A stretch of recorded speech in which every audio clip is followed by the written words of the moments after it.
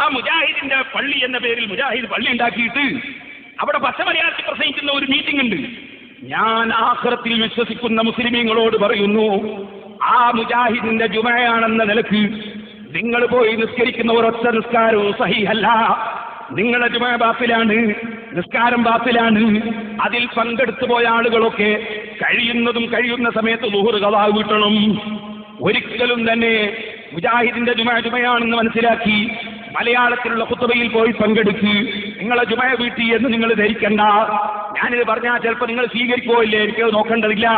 പടച്ചവന്റെ കോടതിയിലെത്തുന്ന സമയത്ത് അള്ളാഹുവിനോട് ഞാൻ തുറന്നു പറയും, മുജാഹിദിന്റെ ജുമ അത് സഹീഹല്ലെന്ന് ഇമാം നബവി റളിയല്ലാഹു അൻഹുവിന്റെ കിതാബിൽ, അതുപോലുള്ള മറ്റ് മഹാന്മാരുടെ കിതാബിൽ ഖുത്ബ അറബിയിൽ തന്നെ ആകണം നിബന്ധനയാണ്.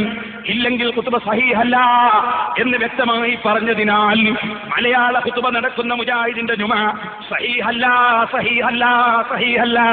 അത് ബാത്തിലാണ്, ബാത്തിലാണ്, ബാത്തിലാണ്. സർവ്വ മലക്കുകളെയും സാക്ഷി നിർത്തി ഞാൻ പറയട്ടെ, സർവ്വ മോമിനീങ്ങളെയും സാക്ഷി നിർത്തി ഞാൻ പറയട്ടെ.